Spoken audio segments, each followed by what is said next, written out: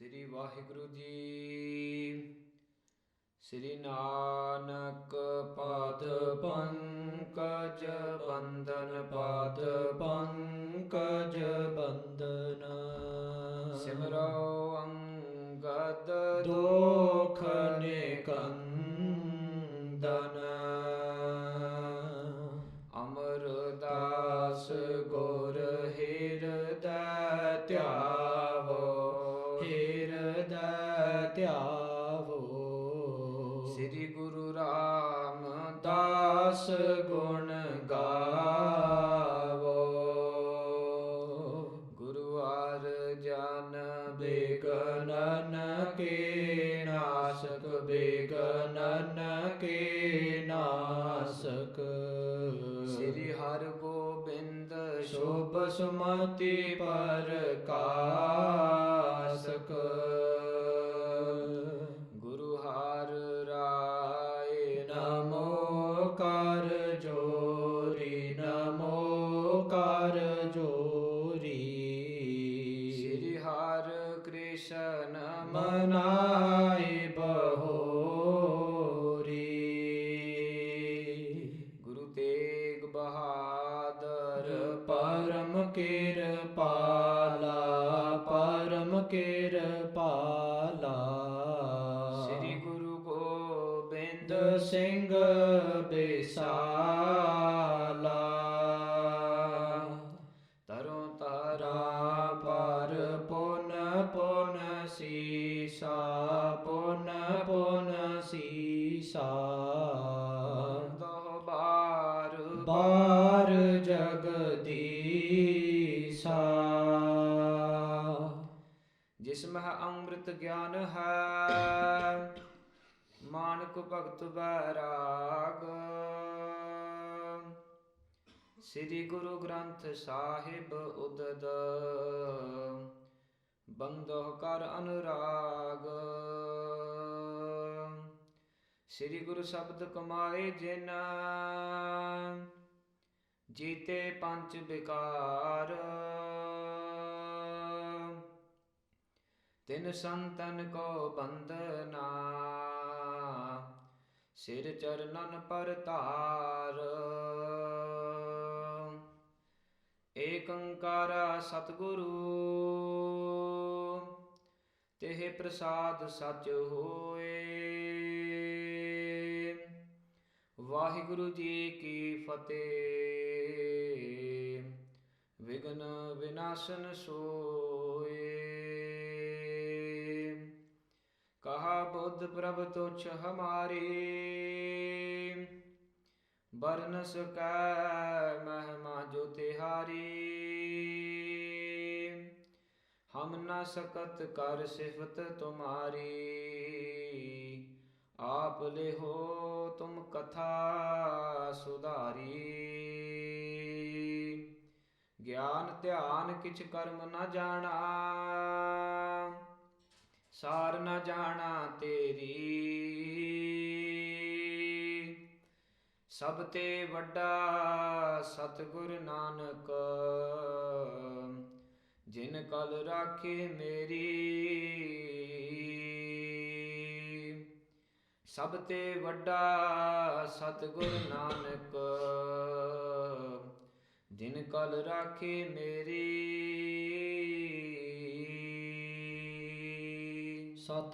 ਸਤਿਨਾਮ ਸ੍ਰੀ ਵਾਹਿਗੁਰੂ ਸਾਹਿਬ JIO. ਸਵਈਆ ਪੁਰ ਬਾਹਰ ਜਾਏ ਤਰੇ ਤੁਰ ਕੈ, ਪਟ ਤਾਨ ਸਰੀਰ ਪੈ ਪੌਡੇ ਰਹੈ। ਨਹਿ ਬੋਲਤ ਕਉ ਬੁਲਾਵਤ ਹੈ, ਨਰ ਬੇਖਦ ਅੰਤਰ ਧਿਆਨ ਲਹੈ। ਪੁਰ ਬਾਹਰ ਜਾਏ ਤਰੇ ਤੁਰ ਕੈ, ਪਟ ਤਾਨ ਸਰੀਰ ਪੈ ਪੌਡੇ ਰਹੈ। ਵਾਹਿਗੁਰੂ ਜੀ ਕਾ ਖਾਲਸਾ, ਵਾਹਿਗੁਰੂ ਜੀ ਕੀ ਫਤਿਹ।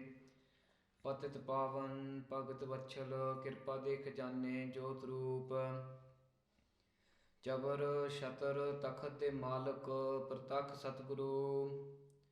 ਧੰਨ ਧੰਨ ਸਾਹਿਬ ਸ੍ਰੀ ਗੁਰੂ ਗ੍ਰੰਥ ਸਾਹਿਬ ਜੀ ਮਹਾਰਾਜ ਦੀ ਪਾਵਨ ਪਵਿੱਤਰ ਹਜ਼ੂਰੀ ਵਿਖੇ ਮਿਲ ਜੁੜ ਬੈਠੀ ਗੁਰੂ ਰੂਪ ਗੁਰੂ ਪਿਆਰੀ ਗੁਰੂ ਖਾਲਸਾ ਸਾਧ ਸੰਗਤ ਜੀਓ, ਆਪ ਸਾਰੇ ਵਡਭਾਗੀ ਹੋ ਜਿਨ੍ਹਾਂ ਨੇ ਸਤਿਗੁਰਾਂ ਦੀ ਗੋਦ ਵਿੱਚ ਬੈਠ ਕਰਕੇ ਸੋ ਦਰ ਸ੍ਰੀ ਰਹਿਰਾ ਸਾਹਿਬ ਜੀ ਦਾ ਪਾਠ ਸਰਵਨ ਕਰਕੇ ਲਾਹਾ ਪ੍ਰਾਪਤ ਕੀਤਾ ਹੈ। ਸਾਧ ਸੰਗਤ ਜੀ, ਇਹ ਸਤਿਗੁਰਾਂ ਦੀ ਕਿਰਪਾ ਪ੍ਰਸਾਦ ਹੀ ਇਹ ਸੁਭਾਗਾ ਸਮਾਂ ਸਾਨੂੰ ਪ੍ਰਾਪਤ ਹੋਇਆ ਹੈ। ਆਪਾਂ ਸਾਰੇ ਇਕੱਤਰ ਹੋਏ ਹਾਂ ਸਤਿਗੁਰੂ ਸ੍ਰੀ ਗੁਰੂ ਨਾਨਕ ਦੇਵ ਸਾਹਿਬ ਜੀ ਮਹਾਰਾਜ ਜੀ ਦਾ ਪਾਵਨ ਇਤਿਹਾਸ ਜੀਵਨ ਕੌਤਕਾਂ ਬਾਰੇ ਜੋ ਕਥਾ ਹੈ ਉਹ ਸਰਵਨ ਕਰਨ ਲਈ ਆਪਾਂ ਸਾਰੇ ਇਕੱਠੇ ਹੋਏ ਹਾਂ ਸਤਿਗੁਰਾਂ ਦੀ ਕਿਰਪਾ ਨਾਲ। ਸੋ ਸਾਧ ਸੰਗਤ ਜੀ, ਜਿਸ ਤਰ੍ਹਾਂ ਅਸੀਂ ਸਾਰੇ ਅਰਦਾਸ ਵਿੱਚ ਜੋ ਅਰਦਾਸ ਕਰਦੇ ਹਾਂ ਪੰਥ ਦੀ ਚੜ੍ਹਦੀ ਕਲਾ ਵਾਸਤੇ ਸਮੂਹ ਸਾਧ ਸੰਗਤ ਅਰਦਾਸ ਕਰਦੀ ਹੈ। ਸਾਧ ਸੰਗਤ ਜੀ, ਇੱਕ ਸਾਖੀ ਯਾਦ ਆਉਂਦੀ ਹੈ। ਸੋ ਸੰਤ ਗਿਆਨੀ ਕਰਤਾਰ ਸਿੰਘ ਜੀ ਖਾਲਸਾ ਭਿੰਡਰਾਂ ਵਾਲੇ ਜੋ ਦਮਦਮੀ ਟਕਸਾਲ ਦੇ 13ਵੇਂ ਮੁਖੀ ਸੇਵਾਦਾਰ, ਸੋ ਉਹ ਸੰਤ ਗਿਆਨੀ ਮਹਾਂਪੁਰਖ ਸੰਤ ਗਿਆਨੀ ਕਰਤਾਰ ਸਿੰਘ ਜੀ, ਸੋ ਉਹਨਾਂ ਦਾ ਜੀਵਨ ਪੜ੍ਹ ਕਰਕੇ ਸਾਨੂੰ ਸਾਰਿਆਂ ਨੂੰ ਪਤਾ ਹੀ ਹੈ ਜੋ ਬਹੁਤ ਹੀ ਨਿਤਨੇਮੀ ਰਹਿਤ ਵਿੱਚ ਪ੍ਰਪੱਕ ਖਾਲਸਾ ਸਰੂਪ ਉਹ ਮਹਾਂਪੁਰਖ ਸੀ। ਅਤੇ ਸੰਤ ਗਿਆਨੀ ਕਰਤਾਰ ਸਿੰਘ ਜੀ ਜੋ ਸੇਵਾ ਕਰਦੇ ਹੁੰਦਿਆਂ ਜੋ 20-20 ਘੰਟੇ ਇੱਕ ਦਿਨ ਦੇ ਪ੍ਰਚਾਰ ਕਰਦੇ, ਸਾਈਕਲਾਂ 'ਤੇ ਜਾ ਕਰਕੇ ਪਿੰਡ ਪਿੰਡ ਪ੍ਰਚਾਰ ਕਰਿਆ ਕਰਦੇ ਸੀ। ਸੋ ਪਖੰਡੀਆਂ ਨੂੰ ਮੁਕਾਬਲਾ ਕਰਦੇ ਹੁੰਦਿਆਂ ਸੰਤ ਗਿਆਨੀ ਕਰਤਾਰ ਸਿੰਘ ਜੀ ਖਾਲਸਾ ਭਿੰਡਰਾਂ ਵਾਲਿਆਂ ਨੇ ਜੋ 37 ਨਗਰ ਕੀਰਤਨ ਕੱਢ ਕਰਕੇ ਜੋ ਸਿੱਖੀ ਦਾ ਪ੍ਰਚਾਰ ਅੰਮ੍ਰਿਤ ਦਾ ਪ੍ਰਚਾਰ ਕਰਨਾ ਕੀਤਾ। ਸੋ ਐਸੇ ਮਹਾਂਪੁਰਖ ਸੀ। ਛੋਟੀ ਉਮਰ ਵਿੱਚ ਵੀ ਜਦੋਂ ਸਕੂਲੇ ਜਾਇਆ ਕਰਦੇ ਸੀ, ਪਹਿਲਾਂ ਸੱਚਖੰਡ ਸ੍ਰੀ ਹਰਿਮੰਦਰ ਸਾਹਿਬ ਵਿਖੇ ਜਾ ਕਰਕੇ ਦਰਸ਼ਨ ਕਰਦੇ ਸੀ ਅਤੇ ਰਸਤੇ ਵਿੱਚ ਛੋਟੀ ਉਮਰ ਵਿੱਚ ਹੀ ਜੋ 25-25 ਜਪਜੀ ਸਾਹਿਬ ਦੇ ਪਾਠ ਪੰਜ ਗ੍ਰੰਥੀ ਦਾ ਨਿਤਨੇਮ ਕਰਿਆ ਕਰਦੇ ਸੀ। ਸੋ ਸਾਧ ਸੰਗਤ ਜੀ, ਉਹ ਐਸੇ ਮਹਾਂਪੁਰਖ ਸੀ। ਸੋ ਸਾਖੀ ਉਹ ਹੈ ਸੰਤ ਗਿਆਨੀ ਕਰਤਾਰ ਸਿੰਘ ਜੀ ਜੋ ਨਿਤਨੇਮ ਸਵੇਰੇ ਅੰਮ੍ਰਿਤ ਵੇਲੇ ਜਿਹੜਾ ਕਰਿਆ ਕਰਦੇ ਸੀ। ਨਿਤਨੇਮ ਜਦੋਂ ਸੰਪੂਰਨ ਹੁੰਦਾ ਸੀ ਉਹ ਨਾਲ 2 ਚੌਪਈ ਸਾਹਿਬ ਜੀ ਦੇ ਪਾਠ ਕਰਿਆ ਕਰਦੇ ਸੀ। ਬੜੇ ਪ੍ਰੇਮ ਧਿਆਨ ਨਾਲ ਲਾ ਕਰਕੇ ਬੜੇ ਰਸ ਵਿੱਚ ਉਹ 2 ਚੌਪਈ ਸਾਹਿਬ ਜੀ ਦੇ ਪਾਠ ਕਰਿਆ ਕਰਦੇ ਸੀ ਸੰਤ ਗਿਆਨੀ Kartar Singh ji.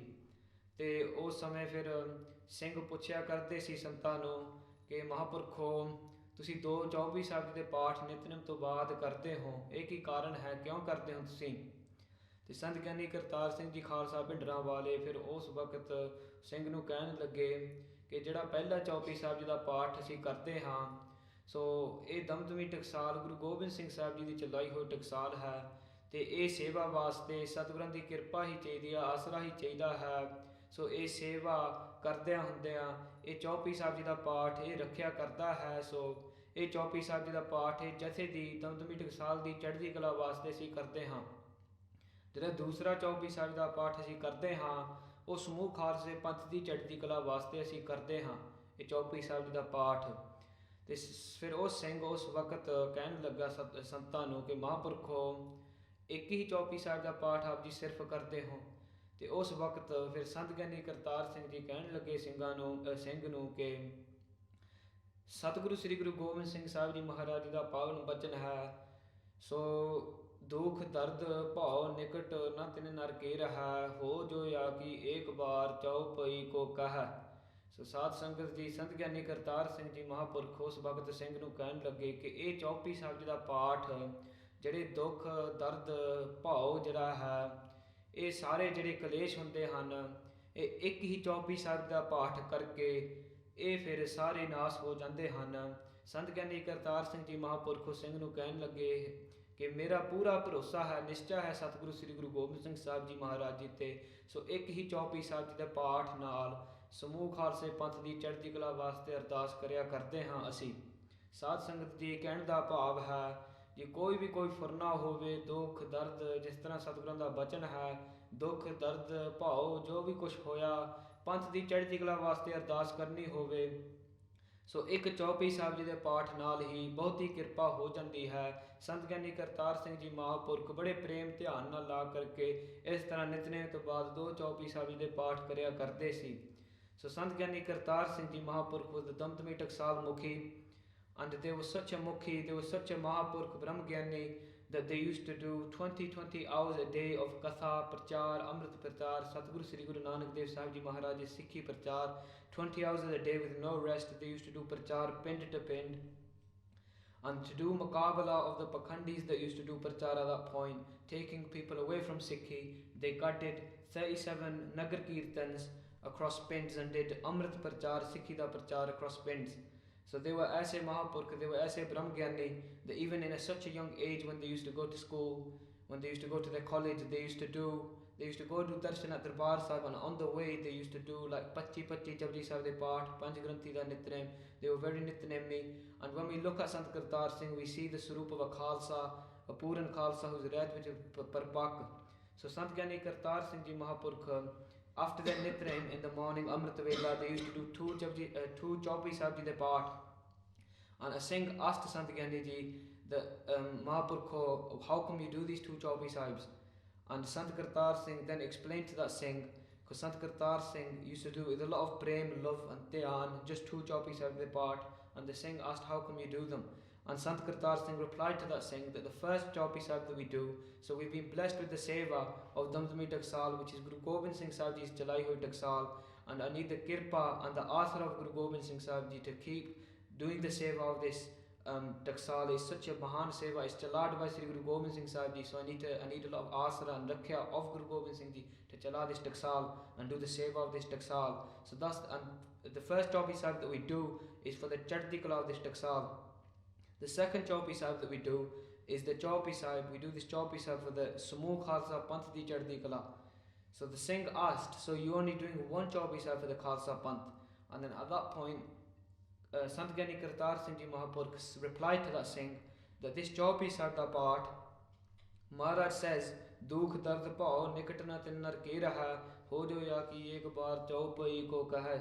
So this Pankti comes in Sri Japji Sahib. Guru Gobind Singh Ji blesses us with this Pankti, and Sant Kartar Singh replied to the Singh saying that any dukh, any dard, any fear that we've got, any kaleshis that happen, any problems we have, just by doing one Japji Sahib da Paath, Satguru Ji does a lot of kirpa on us just by doing one Japji Sahib da Paath.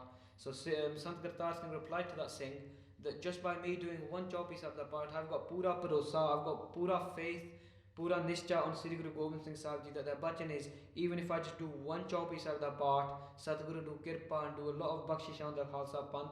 Any furna, any dukh, dard we've got in our lives, any problems we have in our lives, just by doing one Japji Sahib da Paath, Satguru Ji does a lot of kirpa on us. So Sant Gyani Kartar Singh gave this teaching to that Singh, and they used to do two Japji Sahibs after the Nitnem, one for the Chaddi Kala of Taksala and one for the Chaddi Kala of the Khalsa Panth. So Sadh Sangat Ji, when we do the Ardas of the Chaddi Kala of the Panth, I just wanted to share this Sakhi with you. Sant Gyani Kartar Singh Ji Mahapurkh was such a Brahmgyani. They used to go pint to pint and do Amrit Prachar and Fala the Prachar of Guru Nanak Dev Sahib Ji and show what a true Khalsa is. So Raho Vichar. ਸੋ ਸਾਧ ਸੰਗਤ ਜੀ, ਜਿਸ ਤਰ੍ਹਾਂ ਸਤਿਗੁਰਾਂ ਨੇ ਕਿਰਪਾ ਕੀਤੀ ਹੈ, ਪਿਛਲੇ ਹਫ਼ਤਿਆਂ ਵਿੱਚ ਸਤਿਗੁਰਾਂ ਨੇ ਕਿਰਪਾ ਕਰਕੇ ਸ੍ਰੀ ਗੁਰੂ ਨਾਨਕ ਪ੍ਰਕਾਸ਼ ਗ੍ਰੰਥ ਜੋ ਸਤਿਗੁਰਾਂ ਦਾ ਪਾਵਨ ਇਤਿਹਾਸ ਹੈ, ਉਹ ਲੜੀ ਸਤਿਗੁਰਾਂ ਨੇ ਕਿਰਪਾ ਨਾਲ ਸ਼ੁਰੂ ਕਰਾਈ ਹੈ। ਪਿਛਲੇ ਹਫ਼ਤੇ ਅਸੀਂ ਸਰਵਨ ਕੀਤਾ ਹੈ। ਸੋ ਬਾਬਾ ਮਹਿਤਾ ਕਾਲੂ ਜੀ ਉਹ ਫਿਰ ਬਚਨ ਯਾਦ ਕਰਦੇ ਹਨ। ਗੋਪਾਲ ਪਾਂਦੇ ਬਾਬਾ ਜੀ ਨੂੰ ਕਹਿੰਦੇ ਹਨ ਕਿ ਸਤਿਗੁਰੂ ਸ੍ਰੀ ਗੁਰੂ ਨਾਨਕ ਦੇਵ ਸਾਹਿਬ ਜੀ ਮਹਾਰਾਜ ਜੀ ਇਸ ਦੁਨੀਆ 'ਤੇ ਲੋਕਾਂ ਨੂੰ ਪੜ੍ਹਾਉਣ ਵਾਸਤੇ ਆਏ ਹਨ, ਪੜ੍ਹਨ ਵਾਸਤੇ ਨਹੀਂ ਆਏ। ਸੋ ਉਸ ਤੋਂ ਬਾਅਦ ਸਤਿਗੁਰੂ ਜੀ ਫਿਰ ਜਿਸ ਤਰ੍ਹਾਂ ਆਪਦੀ ਮੌਜ ਸੀ ਉਸ ਤਰ੍ਹਾਂ ਵਿਚਰਦੇ ਹੁੰਦੇ ਸੀ ਰਾਏਭੋਇ ਦੀ ਤਲਵੰਡੀ ਦੀ ਨਗਰੀ ਵਿੱਚ। ਅਤੇ ਫਿਰ ਬਾਬਾ ਮਹਿਤਾ ਕਾਲੂ ਜੀ ਵੇਖਦੇ ਫਿਰ ਬਾਅਦ ਵਿੱਚ ਸ਼ੰਕਾ ਆਉਣ ਲੱਗ ਗਿਆ ਸੀ, ਵਿਚਾਰ ਆਪਦੇ ਮਨ ਵਿੱਚ ਕਰਦੇ ਸੀ ਕਿ ਸਤਿਗੁਰਾਂ ਦੀ ਜਿਹੜੀ ਉਮਰ ਹੈ ਉਹ ਵੱਡੀ ਹੋ ਜਾ ਰਹੀ ਹੈ ਅਤੇ ਕੋਈ ਪੜ੍ਹਾਈ ਲਿਖਾਈ ਕੀਤੀ ਨਹੀਂ ਸਤਿਗੁਰਾਂ ਨੇ। ਇਹ ਫਿਰ ਵਿਚਾਰ ਨੂੰ ਲੈ ਕਰਕੇ ਬਾਬਾ ਮਹਿਤਾ ਕਾਲੂ ਜੀ ਫਿਰ ਸਤਿਗੁਰੂ ਸ੍ਰੀ ਗੁਰੂ ਨਾਨਕ ਦੇਵ ਸਾਹਿਬ ਜੀ ਮਹਾਰਾਜ ਜੀ ਨੂੰ ਜੋ ਮੌਲਵੀ ਮੁੱਲਾ ਨੂੰ ਲੈ ਕੇ ਜਾਇਆ ਕਰਦੇ ਹਨ ਅਤੇ ਉਹ ਸਕੂਲ ਵਿੱਚ ਜਾ ਕਰਕੇ ਫਾਰਸੀ ਦੇ ਅੱਖਰ ਪੜ੍ਹਾਉਣਾ ਸ਼ੁਰੂ ਕਰਦੇ ਹਨ। ਸੋ ਜਿਹੜਾ ਮੌਲਵੀ ਸੀ ਉਹ ਬਾਬਾ ਮਹਿਤਾ ਕਾਲੂ ਜੀ ਨੂੰ ਕਹਿੰਦੇ ਹਨ ਕਿ ਕੱਲ੍ਹ ਨੂੰ ਆਇਓ, ਕਿ ਕੱਲ੍ਹ ਨੂੰ ਸ਼ੁਭ ਦਿਹਾੜਾ ਹੈ, ਸ਼ੁਭ ਦਿਹਾੜੇ 'ਤੇ ਅਸੀਂ ਜੋ ਸਤਿਗੁਰਾਂ ਦੀ ਪੜ੍ਹਾਈ ਲਿਖਾਈ ਉਹ ਫਿਰ ਆਰੰਭ ਕਰਾਂਗੇ। ਫਿਰ ਬਾਬਾ ਮਹਿਤਾ ਕਾਲੂ ਜੀ ਸਤਿਗੁਰੂ ਸ੍ਰੀ ਗੁਰੂ ਨਾਨਕ ਦੇਵ ਸਾਹਿਬ ਜੀ ਮਹਾਰਾਜ ਜੀ ਨੂੰ ਲੈ ਕਰਕੇ ਦੂਸਰੇ ਦਿਨ ਜਦੋਂ ਆਏ, ਉਸ ਦਿਨ 'ਤੇ ਫਿਰ ਬਾਬਾ ਮਹਿਤਾ ਕਾਲੂ ਜੀ ਨਾਲ ਜੋ 1 ਰੁਪਈਆ ਚਾਂਦੀ ਦਾ ਰੁਪਈਆ ਨਾਲ ਲੈ ਕੇ ਆਏ ਅਤੇ ਜਿਹੜੀ ਮਠਿਆਈਆਂ ਸੀ ਉਹ ਵੀ ਨਾਲ ਲੈ ਕਰਕੇ ਉਹ ਫਿਰ ਮੁੱਲਾ ਨੂੰ ਭੇਟਾ ਕਰ ਦਿੱਤੀ। ਉਹ ਫਿਰ ਉਸ ਦਿਨ 'ਤੇ ਜਿਹੜੀ ਸਤਿਗੁਰੂ ਸ੍ਰੀ ਗੁਰੂ ਨਾਨਕ ਦੇਵ ਸਾਹਿਬ ਜੀ ਮਹਾਰਾਜ ਦੀ ਪੜ੍ਹਾਈ ਲਿਖਾਈ ਸੀ ਉਹ ਫਿਰ ਆਰੰਭ ਕੀਤੀ। ਸੋ ਸਭ ਤੋਂ ਪਹਿਲਾਂ ਜਿਹੜਾ ਮੌਲਵੀ ਸੀ ਉਹਨੇ ਫਿਰ ਜੋ ਫੱਟੀ ਲੈ ਕਰਕੇ ਉਹਦੇ 'ਤੇ ਸ਼ੁਰੂ ਕੀਤਾ। ਫਾਰਸੀ ਦੇ ਜਿਹੜੇ ਪਹਿਲੇ ਅੱਖਰ ਹੁੰਦੇ ਹਨ ਅਲਫ ਬੈ ਵੈ ਇਸ ਤਰ੍ਹਾਂ ਇਹ ਫਿਰ ਸ਼ੁਰੂ ਕਰ ਦਿੱਤਾ। ਉਹ ਫੱਟੇ 'ਤੇ ਲਿਖਣ ਲੱਗ ਗਏ। ਅਤੇ ਸਾਧ ਸੰਗਤ ਜੀ ਫਿਰ ਕਵੀ ਭਾਈ ਸੰਤੋਖ ਸਿੰਘ ਜੀ ਲਿਖਦੇ ਹਨ ਕਿ ਜਿਹੜਾ ਮੁੱਲਾ ਸੀ ਉਹ ਬਾਹਲੀ ਦੇਰ ਲਾਉਂਦਾ ਸੀ ਇਹ ਅੱਖਰ ਉਚਾਰਨ ਵਾਸਤੇ, ਅਤੇ ਉਸ ਤੋਂ ਪਹਿਲਾਂ ਹੀ ਉਸ ਤੋਂ ਛੇਤੀ ਹੀ ਸਤਿਗੁਰੂ ਸ੍ਰੀ ਗੁਰੂ ਨਾਨਕ ਦੇਵ ਸਾਹਿਬ ਜੀ ਮਹਾਰਾਜ ਨੇ ਸਾਰੇ ਜੋ ਫਾਰਸੀ ਦੇ ਅੱਖਰ ਸੀ ਉਹ ਸੁਣਾ ਦਿੱਤੇ ਮੁੱਲੇ ਨੂੰ। ਅਤੇ ਫਿਰ ਉਹ ਉਸ ਵਕਤ ਬੜਾ ਹੈਰਾਨ ਹੋਇਆ, ਬੜਾ ਆਸ਼ਚਰਜ ਹੋਇਆ। ਉਹ ਵੇਖ ਕਰਕੇ ਉਹ ਫਿਰ ਆਪਦੇ ਮਨ ਵਿੱਚ ਜਾਣਨ ਲੱਗ ਗਿਆ ਕਿ ਇਹ ਕੋਈ ਔਲੀਆ ਅਵਤਾਰ ਹੀ ਆਇਆ ਹੋਇਆ ਇਹ ਦੁਨੀਆ 'ਤੇ। ਜਿਸ ਤਰ੍ਹਾਂ ਗੋਪਾਲ ਪਾਂਧੇ ਨੇ ਵੀ ਸਤਿਗੁਰਾਂ ਨੇ ਉਪਦੇਸ਼ ਗੋਪਾਲ ਪਾਂਧੇ ਨੂੰ ਦੇ ਕਰਕੇ ਉਹਨੂੰ ਵੀ ਕਿਰਪਾ ਕਰਦੀ ਸੀ ਉਹਦੇ 'ਤੇ। ਫਿਰ ਇਹ ਜਿਹੜਾ ਮੌਲਵੀ ਸੀ ਇਹਨੇ ਵੀ ਪਛਾਣਨ ਲੱਗ ਗਿਆ ਸੀ ਕਿ ਇਹ ਕੋਈ ਅਵਤਾਰ ਹੀ ਹੈ ਅਕਾਲ ਪੁਰਖ ਵਾਹਿਗੁਰੂ ਦਾ। ਇਹਨੇ ਸਾਰੀ ਪੜ੍ਹਾਈ ਲਿਖਾਈ ਪਹਿਲਾਂ ਤੋਂ ਹੀ ਜਾਣਦਾ ਹੈ। ਸੋ ਇਸੇ ਤਰ੍ਹਾਂ ਫਿਰ ਸਤਿਗੁਰੂ ਸ੍ਰੀ ਗੁਰੂ ਨਾਨਕ ਦੇਵ ਸਾਹਿਬ ਜੀ ਮਹਾਰਾਜ ਜਿਹੜੇ ਲੋਕ ਸੀ ਉਹ ਫਿਰ ਸੁਣਿਆ ਕਰਦੇ ਸੀ ਕਿ ਸਤਿਗੁਰੂ ਜੀ ਬਹੁਤ ਜਿੱਦਾਂ ਅਕਲ ਬੁੱਧੀ ਵਿੱਚ ਬਹੁਤ ਅੱਗੇ ਹਨ, ਸਾਰੀ ਫਾਰਸੀ ਜਾਣਦੇ ਹਨ।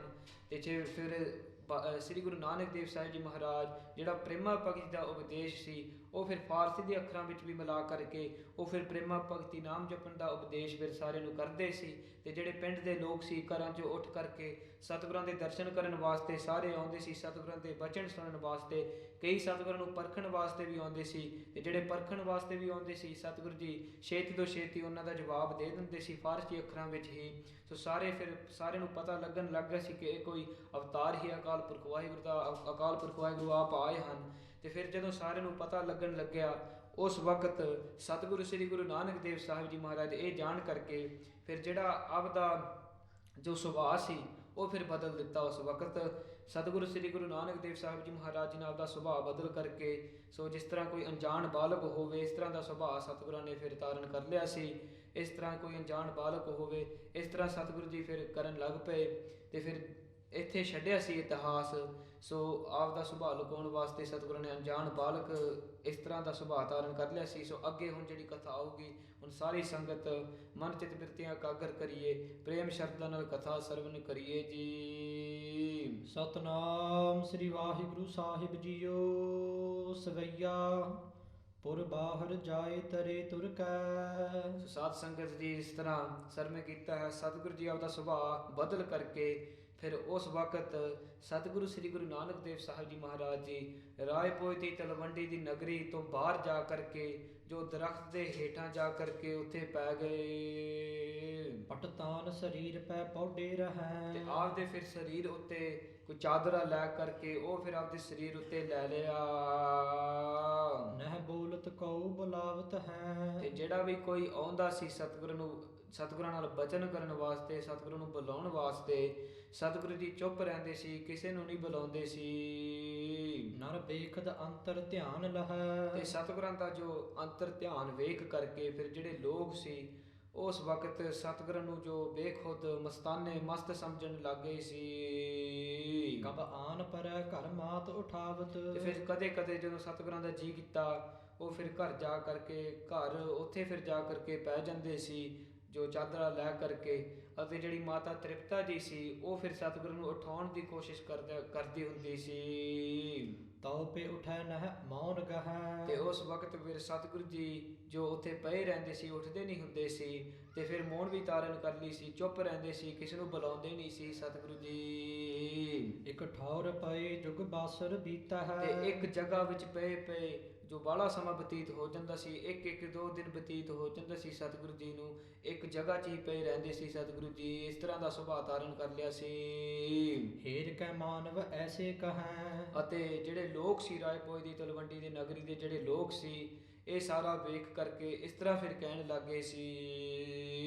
ਓ ਮਤਵਾਨ ਵੱਡੋ ਸੁਰ ਗਿਆਨ। ਕਿ ਇਹ ਜਿਹੜਾ ਬਾਲਕ ਸੀ ਇਹ ਬਾਬਾ ਮਹਿਤਾ ਕਾਲੂ ਜੀ ਦਾ ਜਿਹੜਾ ਸਪੁੱਤਰ ਸੀ ਸ੍ਰੀ ਗੁਰੂ ਨਾਨਕ ਦੇਵ ਸਾਹਿਬ ਜੀ ਮਹਾਰਾਜ, ਇਹ ਬੜੇ ਪਹਿਲਾਂ ਮਤਵਾਨ, ਬੁੱਧੀਵਾਨ, ਅਕਲ ਸਮਝਣ ਵਾਲੇ ਹੁੰਦੇ ਸੀ। ਭਇਓ ਅਨਜਾਨ ਸਾ ਕੌਣ ਹੈ ਹੇਤੂ। ਪਰ ਹੁਣ ਇਹ ਜੋ ਅਣਜਾਣ ਜੇ ਬਣ ਗਏ, ਮਸਤਾਨੇ ਜੇ ਹੋ ਗਏ, ਸੋ ਇਹ ਕੀ ਕਾਰਨ ਹੈ ਇਹਦਾ। ਦੇਖਦ ਚਿੱਤ ਉਦਾਸ ਰਹੈ। ਕਿ ਕਿਉਂ ਕਰਕੇ ਸਤਿਗੁਰੂ ਸ੍ਰੀ ਗੁਰੂ ਨਾਨਕ ਦੇਵ ਸਾਹਿਬ ਜੀ ਮਹਾਰਾਜ ਜੀ ਦੇ ਇਸ ਤਰ੍ਹਾਂ ਆਪਦੇ ਚਿੱਤ ਵਿੱਚ ਬੜੇ ਉਦਾਸ ਰਹਿ ਕਰਕੇ ਕਿਸੇ ਨੂੰ ਬੁਲਾਉਂਦੇ ਨਹੀਂ, ਕਿਸੇ ਨਾਲ ਬੋਲਦੇ ਨਹੀਂ, ਇਸ ਤਰ੍ਹਾਂ ਮਸਤਾਨੇ ਜੇ ਹੋ ਗਏ ਲੱਗਦੇ ਹਨ। ਕਛ ਹੋਤ ਭਇਓ ਪਰਛਾਵਹੁ ਪ੍ਰੇਤੁ। ਰਾਏ ਭੋਜ ਦੀ ਤਲਵੰਡੀ ਦੇ ਲੋਕ ਫਿਰ ਇਸ ਤਰ੍ਹਾਂ ਕਹਿਣ ਲੱਗੇ ਕਿ ਇਸ ਤਰ੍ਹਾਂ ਲੱਗਦਾ ਹੈ ਕੋਈ ਪ੍ਰੇਤ, ਜੋ ਪ੍ਰੇਤ ਦਾ ਪ੍ਰਭਾਵ ਪੈ ਗਿਆ ਲੱਗਦਾ ਹੈ ਬਾਲਕ ਤੇ ਬਾਬਾ ਮਹਿਤਾ ਕਾਲੂ ਜੀ ਦੇ ਸੁਪੁੱਤਰ ਤੇ ਕੋਈ ਪ੍ਰੇਤ ਜੋ ਮਗਰ ਲੱਗ ਗਿਆ ਲੱਗਦਾ ਹੈ ਉਨਮਤ ਦਸ਼ਾ ਦਿਸ ਆਵਤ। ਕਿਉਂ ਕਰਕੇ ਸਤਿਗੁਰੂ ਸ੍ਰੀ ਗੁਰੂ ਨਾਨਕ ਦੇਵ ਸਾਹਿਬ ਜੀ ਮਹਾਰਾਜ ਹੁਣ ਬੜੇ ਮਸਤਾਨਿਆਂ ਵਾਂਗੂ ਜੋ ਇੱਕ ਹੀ ਜਗ੍ਹਾ ਵਿੱਚ ਲਿਟੇ ਰਹਿੰਦੇ ਹਨ। ਸੁਧ ਨ ਦੇਹ ਕੀ ਬਾਹੈ ਨਿਕੇਤੂ। ਅਤੇ ਕਿਸੇ ਨੂੰ ਬੁਲਾਉਂਦੇ ਨਹੀਂ, ਕਿਸੇ ਨੂੰ ਬੋਲਦੇ ਨਹੀਂ, ਇਸੇ ਤਰ੍ਹਾਂ ਪਏ ਰਹਿੰਦੇ ਹਨ। ਬੈਨ ਭਨੈ ਨਹਿ ਨੈਣ ਉਘਾਰਤ। ਕਿਸੇ ਨੂੰ ਬੁਲਾਉਂਦੇ ਨਹੀਂ, ਕਿਸੇ ਨਾਲ ਬੋਲਦੇ ਨਹੀਂ, ਇੱਕ ਹੀ ਜਗ੍ਹਾ ਵਿੱਚ ਪਏ ਰਹਿੰਦੇ ਨੇ। ਇਸ ਪ੍ਰਕਾਰ ਹੀਰ ਕਹੈ ਜਉ ਜਾਨ ਨ ਭੇਤੂ। ਕਿਉਂ ਕਰਕੇ ਇਹ ਜਿਹੜੇ ਲੋਕ ਹਨ ਸਾਧ ਸੰਗਤ ਜੀ, ਇਹ ਸਤਿਗੁਰਾਂ ਦਾ ਜਿਹੜੀ ਕੌਤਕ ਸਤਿਗੁਰੂ ਜੀ ਵਰਤਾ ਰਹੇ ਹਨ, ਜਿਹੜਾ ਭੇਤ ਹੈ ਸਤਿਗੁਰਾਂ ਦਾ, ਇਹ ਜਾਣਦੇ ਨਹੀਂ। ਇਹ ਸਤਿਗੁਰਾਂ ਨੂੰ ਫਿਰ ਮਸਤਾਨੇ ਸਮਝਣ ਲੱਗ ਗਏ ਸੀ ਸਾਰੇ ਲੋਕ। ਕਾਲੂ ਕੋ ਚਿੰਤ ਬਦੀ ਸੁਤ ਦੇਖ। ਤੇ ਇਹ ਫਿਰ ਸਾਰਾ ਵੇਖ ਕਰਕੇ, ਸਤਿਗੁਰਾਂ ਦੀ ਹਾਲਤ ਵੇਖ ਕਰਕੇ ਜਿਹੜਾ ਬਾਬਾ ਮਹਿਤਾ ਕਾਲੂ ਜੀ ਸੀ, ਉਹ ਆਪਦੇ ਹਿਰਦੇ ਵਿੱਚ ਬੜਾ ਦੁਖੀ ਹੋਇਆ, ਬੜਾ ਚਿੰਤਨ ਕਰਨ ਲੱਗ ਗਿਆ ਸੀ। ਬਸੇਖ ਉਪਾਏ ਕਰੇ ਜੋ ਬਤਾਇਆ। ਅਤੇ ਇਸ ਤਰ੍ਹਾਂ ਵੇਖ ਕਰਕੇ ਆਪਦੇ ਹਿਰਦੇ ਵਿੱਚ ਬੜਾ ਚਿੰਤਨ ਕਰਨ ਲੱਗ ਗਿਆ ਸੀ। ਕਿਉਂ ਕਰਕੇ ਸਤਿਗੁਰੂ ਜੀ ਇਸ ਤਰ੍ਹਾਂ ਪਏ ਰਹਿੰਦੇ ਸੀ। ਸੋ ਜਿਸ ਤਰ੍ਹਾਂ ਵੱਡੇ ਵਡੇਰਿਆਂ ਨੂੰ, ਬਜ਼ੁਰਗਾਂ ਨੂੰ ਪੁੱਛ ਕਰਕੇ ਜਿਹੜੇ ਉਹ ਫਿਰ ਉਪਰਾਲੇ ਕਹਿੰਦੇ ਸੀ, ਉਹ ਕੋਸ਼ਿਸ਼ ਕੀਤੀਆਂ ਬਾਬਾ ਮਹਿਤਾ ਕਾਲੂ ਜੀ ਨੇ, ਪਰ ਜਦੋਂ ਇਹ ਸਾਰੇ ਉਪਰਾਲੇ ਨਹੀਂ ਚੱਲੇ, ਹਾਂਜੀ, ਫੇਰ ਮੌਲਾਨੇ ਕੇ ਪਾਸ ਗਇਓ। ਫੇਰ ਬਾਬਾ ਮਹਿਤਾ ਕਾਲੂ ਜੀ ਮੁੱਲਾਂ ਦੇ ਪਾਸ ਗਿਆ, ਮੌਲਵੀ ਦੇ ਪਾਸ। ਸਭ ਨਾਨਕ ਕੋ ਬਿਰਤਾਂਤ ਸੁਨਾਇਆ। ਅਤੇ ਉੱਥੇ ਜਾ ਕਰਕੇ ਉਹ ਮੌਲਵੀ ਦੇ ਪਾਸ ਇਹ ਸਾਰੀ ਜਿਹੜੀ ਖਬਰ ਸੀ, ਸਾਰਾ ਜੋ ਪ੍ਰਸੰਗ ਸੀ, ਸ੍ਰੀ ਗੁਰੂ ਨਾਨਕ ਦੇਵ ਸਾਹਿਬ ਜੀ ਇਸ ਤਰ੍ਹਾਂ ਹੁਣ ਲਿਟੇ ਰਹਿੰਦੇ ਹਨ ਕਿ ਪਤਾ ਨਹੀਂ ਲੱਗਦਾ ਕੀ ਹੋ ਗਿਆ ਉਹਨਾਂ ਨੂੰ। ਇਹ ਸਾਰਾ ਜਿਹੜੀ ਕਹਾਣੀ ਸੀ ਉਹ ਫਿਰ ਮੌਲਵੀ ਪਾਸ ਉਹਨੂੰ ਸੁਣਾਉਣਾ ਕੀਤਾ ਬਾਬਾ ਮਹਿਤਾ ਕਾਲੂ ਜੀ ਨੇ। ਹੋਸ਼ ਭਈ ਫਰਮੋਸ਼ ਸਭੈ। ਇਸ ਤਰ੍ਹਾਂ ਕਹਿੰਦੇ ਹਨ ਕਿ ਇਹ ਮੌਲਵੀ ਜੀ ਪਹਿਲਾਂ ਬੜਾ ਹੋਸ਼ ਹੁੰਦਾ ਸੀ, ਬੜੇ ਅਕਲ ਸਮਝਣ ਵਾਲੇ ਹੁੰਦੇ ਸੀ, ਬੁੱਧੀਵਾਨ ਸ੍ਰੀ ਗੁਰੂ ਨਾਨਕ ਸਾਹਿਬ ਮਹਾਰਾਜ ਜੀ, ਪਰ ਹੁਣ ਸਾਰਾ ਭੁੱਲ ਗਏ ਉਹ। ਤੇ ਕੋ ਬਿਦ ਪਾਰਸੀ ਤੋਹਿ ਪਟਾਇਆ। ਕਿ ਮੌਲਵੀ ਜੀ ਤੁਸੀਂ ਕਿਸ ਤਰ੍ਹਾਂ ਦੀ ਫਾਰਸੀ ਇਹਨਾਂ ਨੂੰ ਪੜਾਉਣਾ ਕੀਤੀ, ਇਹ ਤਾਂ ਪੂਰੇ ਬਦਲ ਕੇ ਸਾਰਾ ਭੁੱਲ ਗਏ ਇਹ। ਆਪ ਚਲੋ ਸੁਧ ਲੀਜੀਐ ਹੇਰ ਕੈ। ਤੇ ਫਿਰ ਉਸ ਵਕਤ ਬਾਬਾ ਮਹਿਤਾ ਕਾਲੂ ਜੀ ਮੌਲਵੀ ਨੂੰ ਬੇਨਤੀ ਕਰਦੇ ਹਨ ਕਿ ਆਪ ਜੀ ਆਓ, ਆਪ ਜੀ ਆ ਕਰਕੇ ਸਤਿਗੁਰਾਂ ਕੋਲ ਜਾਓ, ਤੁਸੀਂ ਉਹਨਾਂ ਨੂੰ ਕੁਛ ਕਹੋ, ਆ ਜਾਓ ਨਾਲ। ਭੇਵ ਲਖੋ ਕੇ ਪਰੀ ਤਿਹ ਛਾਇਆ। ਤੁਸੀਂ ਫਿਰ ਜਾ ਕਰਕੇ ਉਹਨਾਂ ਨੂੰ ਕੋਈ ਦੱਸਣਾ ਕਰੋ, ਕੋਈ ਪਤਾ ਕਰੋ, ਕੋਈ ਪ੍ਰੇਤ ਤਾਂ ਨਹੀਂ ਲੱਗਿਆ ਹੋਇਆ, ਮਗਰ ਤੁਸੀਂ ਦੱਸਣਾ ਕਰੋ। ਕਾਲੂ ਕੇ ਸੰਗ ਮੌਲਾਨਾ ਗਇਓ। ਤੇ ਫਿਰ ਉਸ ਵਕਤ ਬਾਬਾ ਮਹਿਤਾ ਕਾਲੂ ਜੀ ਦੇ ਨਾਲ ਹੀ ਉਹ ਜਿਹੜਾ ਮੌਲਵੀ ਸੀ ਉਹ ਫਿਰ ਸਤਿਗੁਰਾਂ ਨੂੰ ਮਿਲਣ ਨਾਲ ਚਲ ਗਿਆ। ਜਹ ਨਾਨਕ ਜੀ ਧਰ ਪੌੜ ਰਹੈ। ਤੇ ਜਿੱਥੇ ਸਤਿਗੁਰੂ ਸ੍ਰੀ ਗੁਰੂ ਨਾਨਕ ਦੇਵ ਸਾਹਿਬ ਜੀ ਮਹਾਰਾਜ ਜੀ ਉਸ ਵਕਤ ਪਏ ਹੋਏ ਸੀ, ਉੱਥੇ ਫਿਰ ਜਾ ਕਰਕੇ ਬਾਬਾ ਮਹਿਤਾ ਕਾਲੂ ਜੀ ਅਤੇ ਮੌਲਵੀ ਉੱਥੇ ਪਹੁੰਚੇ। ਤਾਨ ਸੰਭਿਆਨ ਸਰੀਰ ਕੇ ਉੱਪਰ। ਸਤਿਗੁਰੂ ਸ੍ਰੀ ਗੁਰੂ ਨਾਨਕ ਦੇਵ ਸਾਹਿਬ ਜੀ ਮਹਾਰਾਜ ਜੀ ਨੇ ਆਪਦੇ ਪਾਵਨ ਪਵਿੱਤਰ ਸਰੀਰ ਉੱਤੇ ਚਾਦਰਾ ਲਿਆ ਹੋਇਆ ਸੀ। ਬੇਗਮ ਹੀ ਅਵਨੀ ਪੈ ਹੈ। ਅਤੇ ਬੜੇ ਅਚਿੰਤ ਹੋ ਕਰਕੇ, ਬੜੇ ਆਪਦੀ ਮੌਜ ਵਿੱਚ ਉੱਥੇ ਚਾਦਰਾ ਉੱਤੇ ਲੈ ਕਰਕੇ ਉਹ ਦਰਖਤ ਦੇ ਤੇਲੇ ਪਏ ਹੋਏ ਸੀ।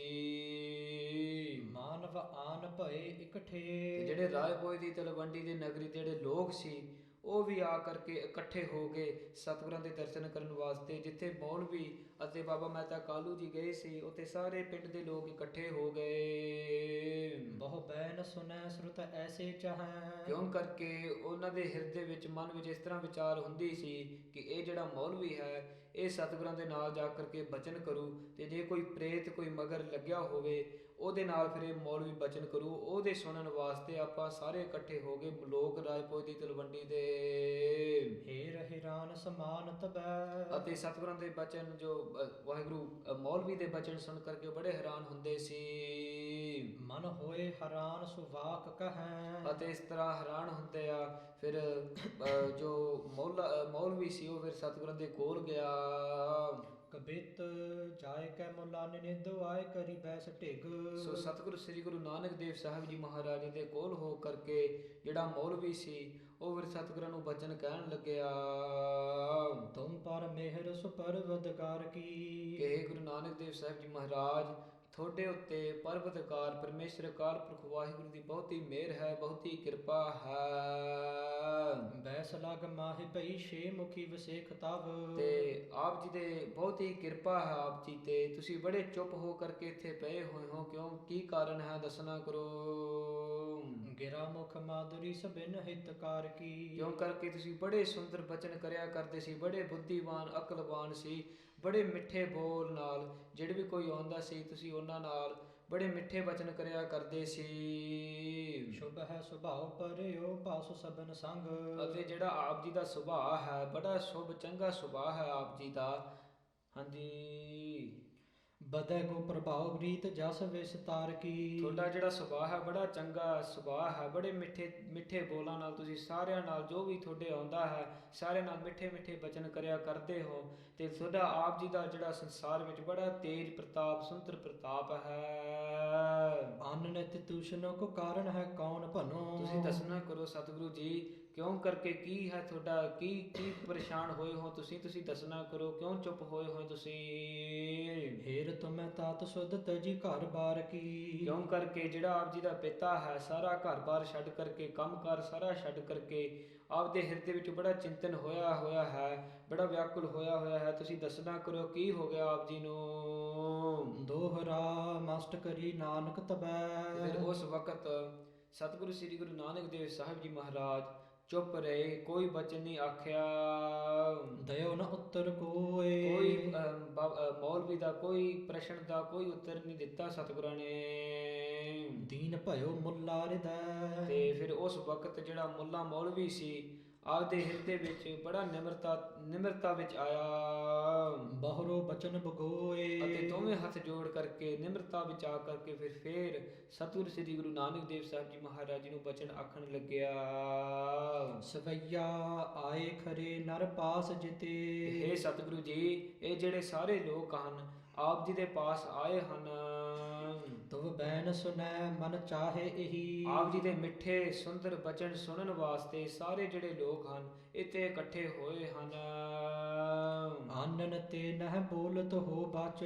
ਪਰ ਕਿਉਂ ਕਰਕੇ ਤੁਸੀਂ ਬੜੇ ਚੁੱਪ ਹੋਏ ਇੱਥੇ ਪਏ ਹੋਏ ਹਨ, ਆਪ ਦਾ ਚਾਦਰਾ ਉੱਤੇ ਆਪਦੇ ਸਰੀਰ ਉੱਤੇ ਲਿਆ ਹੋਇਆ ਹੈ, ਤੁਸੀਂ ਕੋਈ ਬਚਨ ਨਹੀਂ ਕਰਦੇ। ਹੋਵਤ ਰੰਜ ਹਿਰਦੈ ਸਭ ਹੀ। ਤੇ ਬਚਨ ਨਾ ਕਰਨ ਦੇ ਕਾਰਨ ਇਹ ਜਿਹੜੇ ਸਾਰੇ ਲੋਕ ਹਨ ਆਪਦੇ ਹਿਰਦੇ ਵਿੱਚ ਬੜਾ ਨਾਰਾਜ਼ ਹੁੰਦੇ ਹਨ, ਕਿਉਂ ਕਰਕੇ ਆਪ ਜੀ ਕੋਈ ਬਚਨ ਨਹੀਂ ਕਰਦੇ। ਮੋਹੇ ਕਹੇ ਤੁਮ ਬੋਲਹੁ ਥੋਰ ਸਾ। ਕਹੇ ਸਤਿਗੁਰੂ ਸ੍ਰੀ ਗੁਰੂ ਨਾਨਕ ਦੇਵ ਸਾਹਿਬ ਜੀ ਮਹਾਰਾਜ ਜੀ, ਮੇਰੇ ਕਹਤੇ ਮੌਲਵੀ ਕਹਿੰਦਾ ਹੈ ਸਤਿਗੁਰਾਂ ਨੂੰ ਵੀ ਮੇਰੇ ਕਹਤੇ ਤੁਸੀਂ ਥੋੜਾ ਜਿਹਾ ਬਚਨ ਵੀ ਤੁਸੀਂ ਕੁਛ ਨਾ ਕੁਛ ਉਚਾਰਨਾ ਕਰੋ। ਮਾਨੀ ਹਰਾਨੀ ਸੋ ਕੈਸੇ ਕਹੀ। ਸੋ ਮੇਰੇ ਬਚਨ ਸੁਣ ਕਰਕੇ ਥੋੜਾ ਜਿਹਾ ਬਚਨ ਤੁਸੀਂ ਉਚਾਰਨਾ ਕਰੋ। ਹੇਤ ਖੁਦਾਏ ਉਠੇ ਇੱਕ ਬਾਰ। ਅਤੇ ਫਿਰ ਉਸ ਵਕਤ ਮੌਲਵੀ ਸਤਿਗੁਰਾਂ ਨੂੰ ਜੋ ਖੁਦਾ ਦਾ ਨਾਮ ਲੈ ਕਰਕੇ ਕਿ ਖੁਦਾ ਨੂੰ ਯਾਦ ਕਰਕੇ ਆਪ ਜੀ ਉੱਠੋ ਕੋਈ ਬਚਨ ਕਰੋ, ਉਚਾਰ ਕਰੋ ਉਰ ਜੈਸੇ ਅਹੀ। ਤੇ ਇਸੇ ਤਰ੍ਹਾਂ ਖੁਦਾ ਦੇ ਨਾਮ ਲੈ ਕਰਕੇ ਅਕਾਲ ਪੁਰਖ ਵਾਹਿਗੁਰੂ ਦਾ ਨਾਮ ਲੈ ਕਰਕੇ ਇਸ ਤਰ੍ਹਾਂ ਬਚਨ ਕੀਤਾ ਸਤਿਗੁਰਾਂ ਨੂੰ।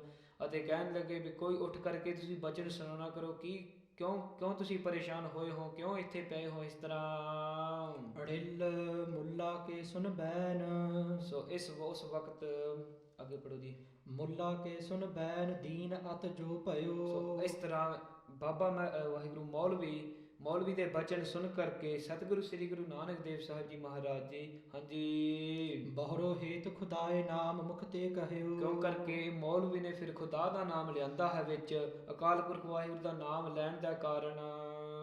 ਦੋਨੋਂ ਚਸ਼ਮਕ ਸਾਧ ਨਿਸ਼ਤ ਹੈ ਸਮ ਹੈ। ਉਸ ਵਕਤ ਫਿਰ ਸਤਿਗੁਰੂ ਸ੍ਰੀ ਗੁਰੂ ਨਾਨਕ ਦੇਵ ਸਾਹਿਬ ਜੀ ਮਹਾਰਾਜ ਦੋਵੇਂ ਆਪਦੇ ਨੇਤਰ ਅੱਖਾਂ ਖੋਲ ਕਰਕੇ ਉਸ ਹੀ ਵਕਤ ਉੱਠ ਕਰ ਗਏ। ਹੋ ਬੋਲੋ ਰਾਗ ਤੇ ਲਾਂਗ ਸ਼ਬਦ ਜੋ ਦੁਖਦ ਹੈ। ਅਤੇ ਮੌਲਵੀ ਦੇ ਜੋ ਨਿਮਰਤਾ ਜੋ ਬੇਨਤੀ ਸੁਣ ਕਰਕੇ ਫਿਰ ਉਸ ਵਕਤ ਸਤਿਗੁਰੂ ਸ੍ਰੀ ਗੁਰੂ ਨਾਨਕ ਦੇਵ ਸਾਹਿਬ ਜੀ ਮਹਾਰਾਜ ਰਾਗ ਤਿਲੰਗ ਵਿੱਚ ਸਤਿਗੁਰੂ ਸ੍ਰੀ ਗੁਰੂ ਗ੍ਰੰਥ ਸਾਹਿਬ ਜੀ ਮਹਾਰਾਜ ਦੀ ਤਿਲੰਗ ਰਾਗ ਵਿੱਚ ਫਿਰ ਸ਼ਬਦ ਉਚਾਰਦੇ ਹਨ, ਦੁੱਖਾਂ ਨੂੰ ਨਾਸ ਕਰਨ ਵਾਲੇ ਸ਼ਬਦ। ਸੋ ਇਸ ਤਰ੍ਹਾਂ ਉਚਾਰਦੇ ਹਨ। ਦੁਨੀਆ ਮੁਕਾਮੇ ਫਾਨੀ ਤਹਿਕੀਕ ਦਿਲ ਦਾਨੀ, ਮਮ ਸਰਮੂਏ ਅਜਰਾਈਲ ਗਿਰਫਤ ਹੈ ਦਿਲ ਹੇਚ ਨਾਦਾਨੀ। ਸੋ ਇਸ ਤਰ੍ਹਾਂ ਫਿਰ ਸ਼ਬਦ ਉਚਾਰਦੇ ਹਨ ਅਰਥ ਸਰਵਨ ਕਰੀਏ ਜੀ। ਸ੍ਰੀ ਮੁਖ ਵਾਕ ਦੁਨੀਆ ਮੁਕਾਮੇ ਸੋ ਫਾਨੀ। ਸਤਿਗੁਰੂ ਸ੍ਰੀ ਗੁਰੂ ਨਾਨਕ ਦੇਵ ਸਾਹਿਬ ਜੀ ਮਹਾਰਾਜ ਉਪਦੇਸ਼ ਦਿੰਦੇ ਹਨ ਕਿ ਇਹ ਜਿਹੜੀ ਸੰਸਾਰ ਦੁਨੀਆ ਹੈ ਮੁਕਾਮੇ, ਸੋ ਇਹ ਜਿਹੜਾ ਟਿਕਾਣਾ ਹੈ ਇਹ ਫਾਨੀ ਹੈ, ਨਾਸ ਰੂਪ ਹੈ। ਤਹਿਕੀਕ ਦਿਲ ਤੇ ਦਾਨੀ। ਸਤਿਗੁਰੂ ਸ੍ਰੀ ਗੁਰੂ ਨਾਨਕ ਦੇਵ ਸਾਹਿਬ ਜੀ ਮਹਾਰਾਜ ਉਸ ਵਕਤ ਮੌਲਾਣੇ ਨੂੰ ਕਹਿੰਦੇ ਹਨ ਕਿ ਮੌਲਾਨਾ ਜੀ, ਮੌਲਵੀ ਜੀ, ਇਹ ਆਪਦਾ ਹਿਰਦੇ ਵਿੱਚ ਜੋ ਧਾਰਨ ਕਰ ਲਓ, ਇਹ ਆਪਦੇ ਹਿਰਦੇ ਵਿੱਚ ਧਾਰਨ ਕਰ ਲਓ। ਮਮ ਸਰ ਮੂਏ ਅਜਰਾਈਲ ਗ੍ਰਿਫਤ ਤੇ ਫਿਰ ਹੈ। ਉਸ ਵਕਤ ਸਤਿਗੁਰੂ ਸ੍ਰੀ ਗੁਰੂ ਨਾਨਕ ਦੇਵ ਸਾਹਿਬ ਜੀ ਮਹਾਰਾਜ ਅੱਗੇ ਫਰਮਾਉਂਦੇ ਹਨ ਕਿ ਮਮ ਸਰ ਮੂਏ ਅਜਰਾਈਲ ਗਿਰਫਤ ਹੈ। ਮਮ ਮੇਰਾ ਸਰ, ਸਿਰ ਉੱਤੇ ਜਿਹੜੇ ਕੇਸ ਹਨ, ਵਾਲ ਹਨ, ਅਜਰਾਈਲ ਜਿਹੜੇ ਮੌਤ ਦੇ ਜਮਦੂਤ ਹਨ, ਫਰਿਸ਼ਤੇ ਹਨ, ਗਿਰਫਤ ਹੈ, ਇਹ ਜਿਹੜੇ ਜਮਦੂਤ ਹਨ ਮੇਰੇ ਸਿਰ ਦੇ ਉੱਪਰ ਜਿਹੜੇ ਕੇਸ ਹਨ ਇਹਨਾਂ ਨੇ ਇਸ ਤਰ੍ਹਾਂ ਫੜੇ ਹੋਏ ਹਨ। ਦਿਲ ਹੇਚ ਨ ਦਾਨੀ। ਤੇ ਜਦੋਂ ਫਿਰ ਮੌਤ ਆਊਗੀ ਇਹ ਫਿਰ ਜਿਹੜੇ ਜਮਦੂਤ ਹਨ ਕੋਈ ਢਿੱਲ ਨਹੀਂ ਕਰਨਗੇ, ਉਸੇ ਹੀ ਵਕਤ ਫਿਰ ਕੇਸਾਂ ਨਾਲ ਲੈ ਕਰਕੇ ਘਰੀਸ ਕੇ ਫਿਰ ਜੋ ਨਰਕਾਂ ਵਿੱਚ ਲੈ ਕੇ ਜਾਣਗੇ। ਦਿਲ ਹੇਚ ਨਾ ਦਾਨੀ। ਸਤਿਗੁਰੂ ਸ੍ਰੀ ਗੁਰੂ ਨਾਨਕ ਦੇਵ ਸਾਹਿਬ ਜੀ ਮਹਾਰਾਜ ਸਮਝਾਉਂਦੇ ਹਨ ਕਿ ਇਹ ਫੇਰ ਵੀ ਆਪਦੇ ਹਿਰਦੇ ਵਿੱਚ ਧਾਰ ਕਰਕੇ ਕੋਈ ਇਹ ਨਹੀਂ ਸੋਚਦਾ ਕਿ ਪਰਲੋਕ ਵਿੱਚ ਜਾਣਾ ਹੈ, ਕੋਈ ਪਰਲੋਕ ਦਾ ਡਰ ਕੋਈ ਨਹੀਂ ਰੱਖਦਾ। ਰਹਾਉ। ਵਿਸਰਾਮ ਦੇ ਕਰਕੇ ਸਤਿਗੁਰੂ ਜੀ ਫਿਰ ਅੱਗੇ ਫਰਮਾਉਂਦੇ ਹਨ। ਚੌਪਈ। ਜੇ ਮਮ ਦਸਾ ਚਾਹੋ ਤੁਮ ਜਾਨਾ। ਫਿਰ ਉਸ ਵਕਤ ਸਤਿਗੁਰੂ ਸ੍ਰੀ ਗੁਰੂ ਨਾਨਕ ਦੇਵ ਸਾਹਿਬ ਜੀ ਮਹਾਰਾਜ ਜੋ ਮੌਲਵੀ ਨੂੰ ਫਿਰ ਸਮਝਾਉਂਦੇ ਹਨ ਕਿ ਇਹ ਮੌਲਵੀ, ਜੇ ਤੁਸੀਂ ਆਪ ਜੀ ਅਸਲ ਵਿੱਚ ਮੇਰੇ ਹਿਰਦੇ ਵਿੱਚ ਜਿਹੜਾ ਧਾਰਨ ਕੀਤਾ ਹੋਇਆ, ਜੇ ਤੁਸੀਂ ਜਾਣਨਾ ਚਾਹੁੰਦੇ ਹੋ ਤਉ ਸੁਰਤ ਦੇ ਕਰ ਸੁਨ ਮੌਲਾਨਾ। ਫਿਰ ਬੜੇ ਧਿਆਨ ਨਾਲ, ਬੜੇ ਪ੍ਰੇਮ ਨਾਲ ਤੁਸੀਂ ਕੰਨ ਨਾਲ ਸੁਣਨਾ ਕਰੋ। ਸ੍ਰੀ ਪਰਮੇਸ਼ਵਰ ਨਾਮ ਜੋ ਲੀਨੋ। ਕਿ ਸਤਿਗੁਰ ਤੁਸੀਂ ਅਕਾਲ ਪੁਰਖ ਵਾਹਿਗੁਰੂ ਪਰਮੇਸ਼ਰ ਜੀ, ਸ੍ਰੀ ਪਰਮੇਸ਼ਰ, ਉਹਨਾਂ ਦਾ ਨਾਮ ਲੈ ਕਰਕੇ ਤਾਂ ਹੀ ਕਰਕੇ ਮੈਂ ਉਸ ਵਕਤ ਉੱਠ ਕਰਕੇ ਤੁਹਾਨੂੰ ਉਪਦੇਸ਼ ਦੇਣਾ ਕੀਤਾ। ਯਾ ਤੇ ਤੁਮ ਸੋ ਉੱਤਰ ਦੀਨੋ। ਸੋ ਤਾਂ ਹੀ ਕਰਕੇ ਉਸ ਹੀ ਵਕਤ ਆਪ ਜੀ ਨੂੰ ਉੱਤਰ ਦੇਣਾ ਕੀਤਾ, ਕਿਉਂ ਕਰਕੇ ਤੁਸੀਂ ਖੁਦਾ ਦਾ, ਪਰਮੇਸ਼ਰ ਅਕਾਲ ਪੁਰਖ ਵਾਹਿਗੁਰੂ ਦਾ ਨਾਮ ਵਿੱਚ ਲੈਣਾ ਕੀਤਾ। ਜੋ ਮਨ ਸਮਝਿਓ ਦੁਨੀ ਮੁਕਾਮੋ। ਤੇ ਜਿਹੜੇ ਇਹ ਦੁਨੀ ਨੂੰ ਮੁਕਾਮ ਜੋ ਟਿਕਾਣਾ ਸਮਝਦੇ ਹਨ, ਇਹ ਸਾਰੀ ਦੁਨੀਆ ਜਿਹੜੇ ਸੰਸਾਰ ਪਦਾਰਥ ਹਨ ਇਹਨੂੰ ਜਿਹੜਾ ਟਿਕਾਣਾ ਜੋ ਸਥਿਤ ਸਮਝਦੇ ਹਨ, ਸੋ ਜਾਣੋ ਝੂਠੋ ਬਿਨ ਨਾਮੂ। ਸੋ ਇਹ ਜਿਹੜਾ ਅਕਾਲ ਪੁਰਖ ਵਾਹਿਗੁਰੂ ਪਰਮੇਸ਼ਰ ਜੀ ਦਾ ਪ੍ਰੇਮਾ ਭਗਤੀ ਤੋਂ ਬਿਨਾਂ, ਨਾਮ ਤੋਂ ਬਿਨਾਂ, ਇਹ ਸਾਰਾ ਝੂਠਾ ਹੈ, ਕੋਈ ਨਹੀਂ ਜਾਂਦਾ ਅੱਗੇ ਪਰਲੋਕ ਵਿੱਚ। ਹਰ ਚੰਦੌਰੀ ਪੁਨ ਘਨ ਛਾਇਆ। ਸੋ ਜਿਸ ਤਰ੍ਹਾਂ ਜੋ ਜਿਹੜੇ ਬੱਦਲ ਦੇ ਛਾਂ ਹਨ, ਜਿਸ ਤਰ੍ਹਾਂ ਉਹ ਵੀ ਝੂਠੇ ਹੁੰਦੇ ਹਨ, ਉਹ ਵੀ ਚਲੇ ਜਾਂਦੇ ਹਨ। ਸੁਪਨਾ ਜਿਉ ਬਾਜੀ ਗਰਭ ਮਾਇਆ। ਸੋ ਜਿਸ ਤਰ੍ਹਾਂ ਸਾਡੇ ਸਾਰਿਆਂ ਨੂੰ ਜਿਹੜੇ ਸੁਪਨੇ ਹੁੰਦੇ ਹਨ ਉਹ ਵੀ ਝੂਠੇ ਹੋ ਜਾਂਦੇ ਹਨ। ਜਦੋਂ ਉੱਠਦੇ ਹਾਂ ਅਸੀਂ ਉਹ ਸੁਪਨਾ ਫਿਰ ਨਾਸ ਹੋ ਜਾਂਦਾ ਹੈ। ਜਿਸ ਤਰ੍ਹਾਂ ਸੁਪਨਾ ਝੂਠਾ ਹੁੰਦਾ ਹਨ, ਜਿਸ ਤਰ੍ਹਾਂ ਮਾਇਆ ਝੂਠੀ ਹੁੰਦੀ ਹੈ, ਬਸ ਦੇਖਣ ਮਾਤਰ ਹੀ ਹੈ। ਇਸ ਤਰ੍ਹਾਂ ਜਿਸ ਤਰ੍ਹਾਂ ਸਾਰਾ ਝੂਠਾ ਹੈ। ਲੱਖ ਇਨ ਸਾਚ ਕਰੇ ਜੋ ਗੋਹਵਾ। ਤੇ ਜਿਹੜੇ ਵੀ ਲੋਕ ਹਨ ਇਹ ਸਾਰੇ ਪਦਾਰਥਾਂ ਨੂੰ, ਸੰਸਾਰ ਨੂੰ, ਮਾਇਆ ਨੂੰ, ਇਹ ਜਿਹੜੇ ਲੋਕ ਇਹਨਾਂ ਵਿੱਚ ਲੀਨ ਰਹਿੰਦੇ ਹਨ, ਇਹਨਾਂ ਨੂੰ ਸੱਚੀ ਸੱਚੀ ਸਮਝਦੇ ਹਨ।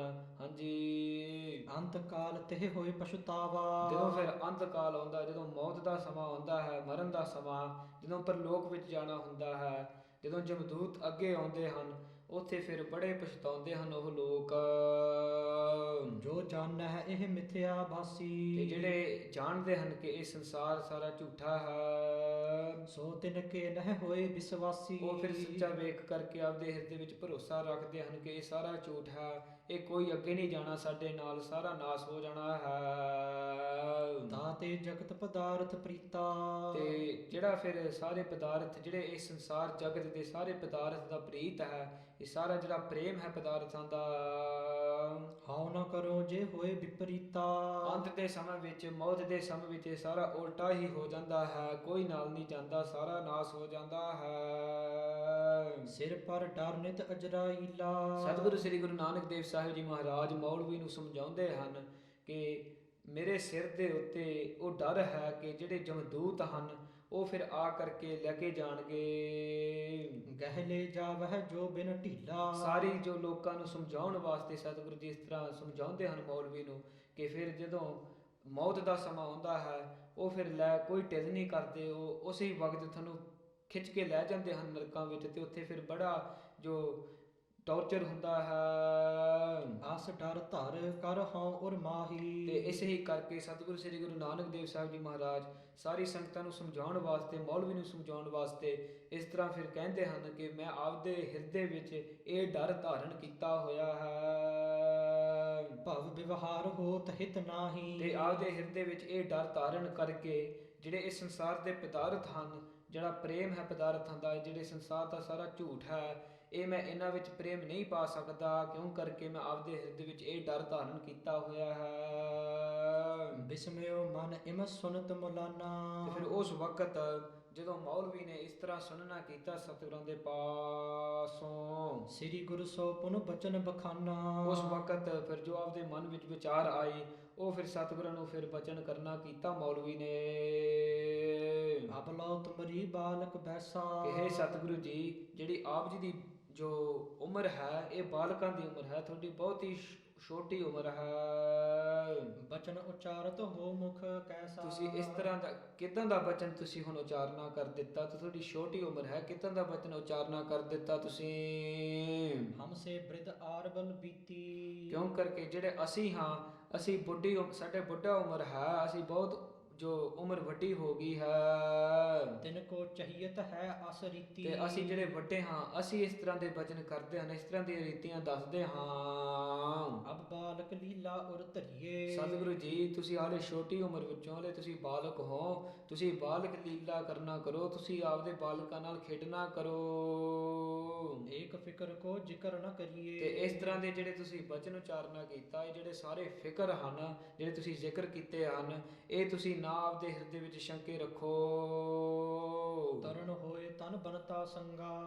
ਕਿਉਂਕਿ ਤੁਸੀਂ ਆਪਦੇ ਜੋ ਬਾਲਕਾਂ ਨਾਲ ਇਸ ਤਰ੍ਹਾਂ, ਫਿਰ ਜਦੋਂ ਤੁਸੀਂ ਵੱਡੇ ਹੋਵੋਗੇ, ਜਵਾਨ ਹੋਵੋਗੇ, ਫਿਰ ਉਸ ਵਕਤ ਤੁਹਾਡੀ ਪਤਨੀ ਵੀ ਆਓ, ਇਸਤਰੀ ਵੀ ਆਓ, ਹਾਂਜੀ। ਸੁਖ ਭੋਗ ਹੋ ਕਰ ਹਿਰਦੈ ਉਮੰਗਾ। ਫਿਰ ਜਦੋਂ ਜਵਾਨ ਵੱਡੇ ਹੋਵੋਗੇ ਤੁਸੀਂ, ਉਦੋਂ ਫਿਰ ਜਾ ਕਰਕੇ ਤੁਸੀਂ ਬਹੁਤ ਜੋ ਸੁੱਖ ਭੋਗਣਾ ਕਰਿਓ, ਬਹੁਤ ਹੀ ਸੁਖੀ ਹੋਇਓ ਤੁਸੀਂ ਉੱਥੇ। ਅਸਬਿਦ ਬ੍ਰਿਧ ਹੋਏ ਕਰ ਕੀਜੈ। ਤੇ ਫਿਰ ਜਦੋਂ ਵੱਡੀ ਉਮਰ ਹੋਈ ਤੁਹਾਡੀ, ਜਦੋਂ ਬਾਲੇ ਵੱਡੇ ਹੋ ਗਏ ਉਸ ਵਕਤ, ਹਾਂਜੀ। ਅਬ ਸੰਬੰਧਨ ਕੋ ਸੁਖ ਦੀਜੈ। ਤੇ ਫਿਰ ਉਸ ਵਕਤ ਤੁਸੀਂ ਇਸ ਤਰ੍ਹਾਂ ਦੇ ਬਚਨ ਕਰਨਾ ਕਰਿਓ, ਪਰ ਹੁਣ ਜੋ ਆਪਦੇ ਜਿਹੜੇ ਸੰਬੰਧੀ ਹਨ, ਉਹਨਾਂ ਨਾਲ ਤੁਸੀਂ ਸੁਖ ਪਾਉਣਾ ਕਰੋ। ਸ੍ਰੀ ਨਾਨਕ ਸੁਨ ਕਰ ਤਿਹ ਬਾਣੀ। ਸੋ ਉਸ ਵਕਤ ਜਦੋਂ ਸਤਿਗੁਰੂ ਸ੍ਰੀ ਗੁਰੂ ਨਾਨਕ ਦੇਵ ਸਾਹਿਬ ਜੀ ਮਹਾਰਾਜ ਜੀ ਨੇ ਇਸ ਤਰ੍ਹਾਂ ਜੋ ਬਾਣੀ ਬਚਨ ਮੌਲਵੀ ਤੋਂ ਸੁਣਨਾ ਕੀਤੀ, ਜੋ ਬੇਮੁਖਤਾ ਪਦ ਕਰ ਸਾਨੀ। ਮੌਲਵੀ ਨੂੰ ਕਹਿਣ ਲੱਗੇ ਸਤਿਗੁਰੂ ਸ੍ਰੀ ਗੁਰੂ ਨਾਨਕ ਦੇਵ ਸਾਹਿਬ ਜੀ ਮਹਾਰਾਜ ਕਿ ਮੌਲਵੀ ਜੀ, ਇਹ ਜਿਹੜਾ ਤੁਸੀਂ ਬਚਨ ਕੀਤਾ ਹੈ, ਇਹ ਬੇਮੁਖਤਾ ਵਾਲਾ ਬਚਨ ਹੈ, ਅਕਾਲ ਪੁਰਖ ਵਾਹਿਗੁਰੂ ਤੋਂ ਬੇਮੁਖ ਇਸ ਤਰ੍ਹਾਂ ਦਾ ਬਚਨ ਤੁਸੀਂ ਇਸ ਵਕਤ ਕਰਨਾ ਕੀਤਾ ਹੈ। ਬੋਲੇ ਪਰਮ Manohar ਬਚਨਾ।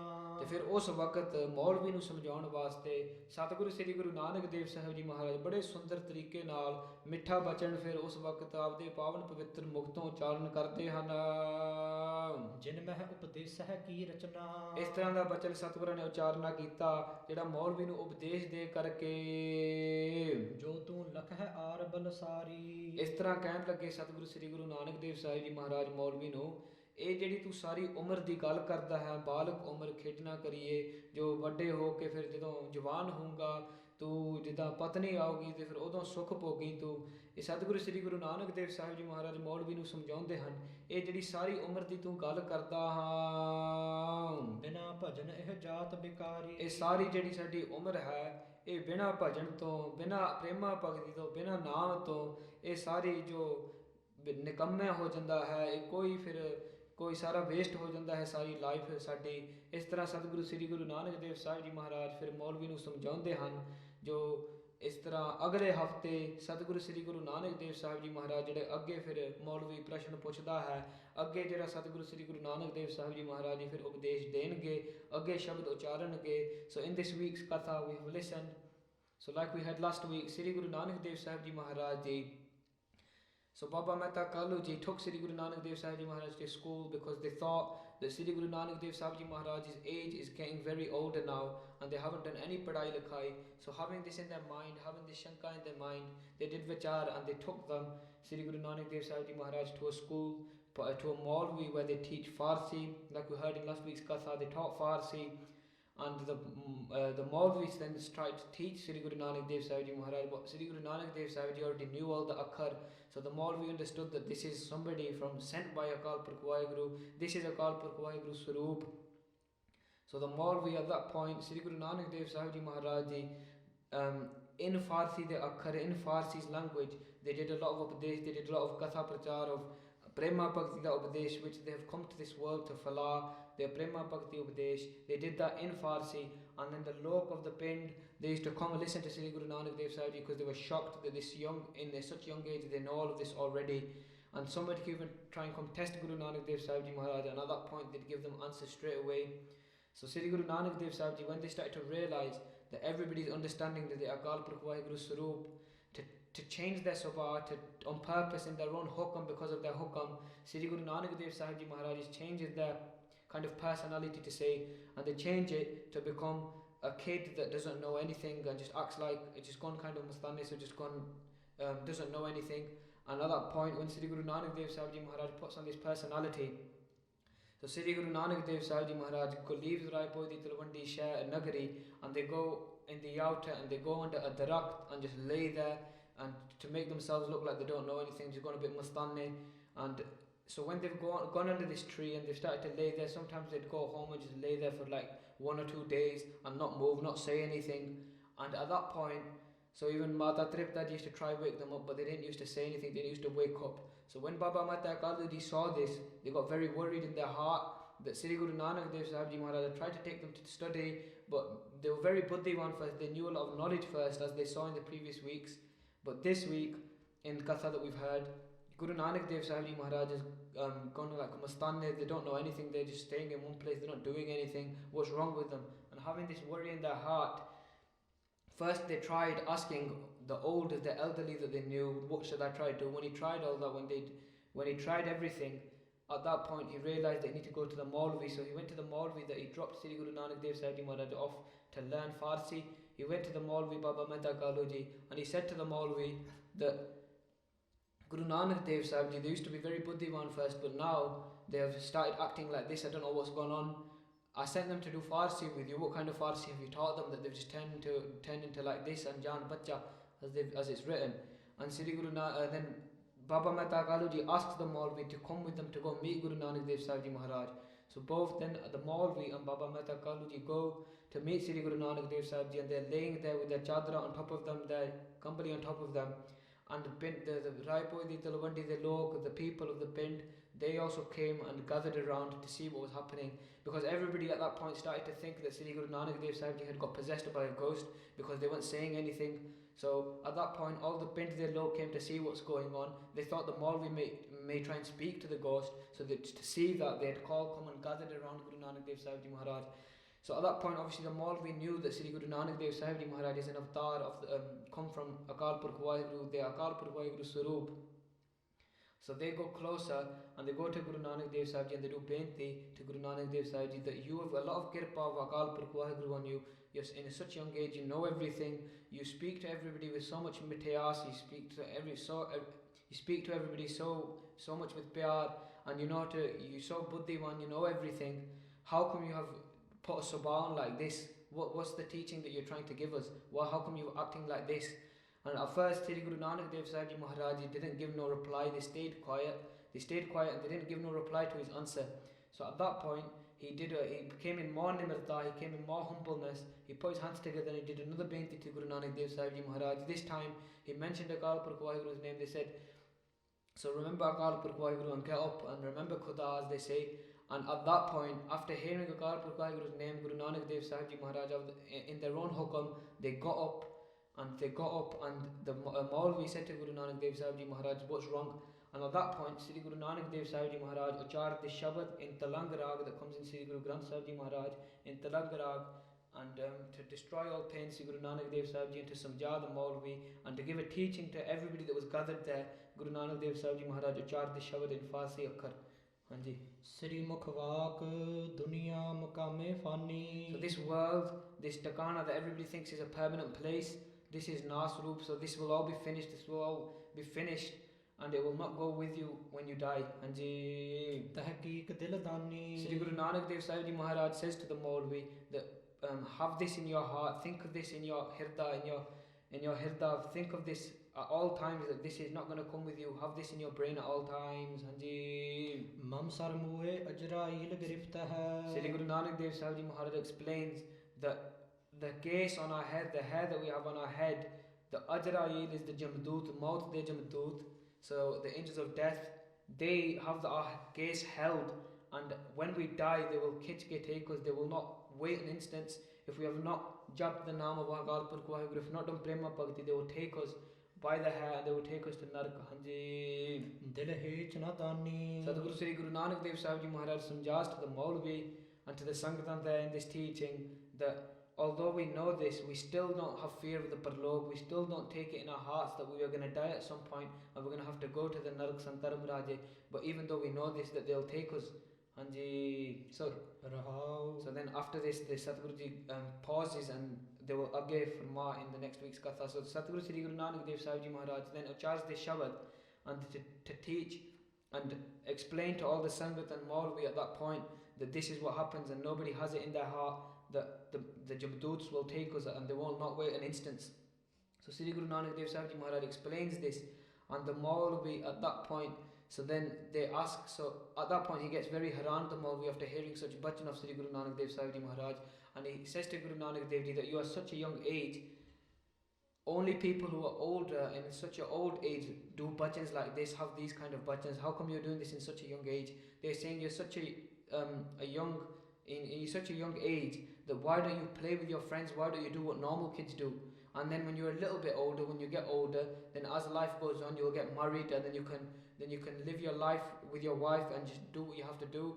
And at that point, Guru Nanak Dev Sahib Ji Maharaj says to the Maulvi that this bhajan that you have done here is Bemukta of Akal Purkh Waheguru, that this is a bhajan that doesn't align with Akal Purkh Waheguru, that you're turning your face away from Akal Purkh Waheguru, that this bhajan is not the way that you have to think about this. And Sri Guru Nanak Dev Sahib Ji Maharaj explains to him that this age that you are talking about, when we're young and when we get old and we get married, all this age will go to waste if we don't jap the name of Akal Purkh Waheguru, and it will all goes to waste. And at that point, Sri Guru Nanak Dev Sahib Ji Maharaj explains to him.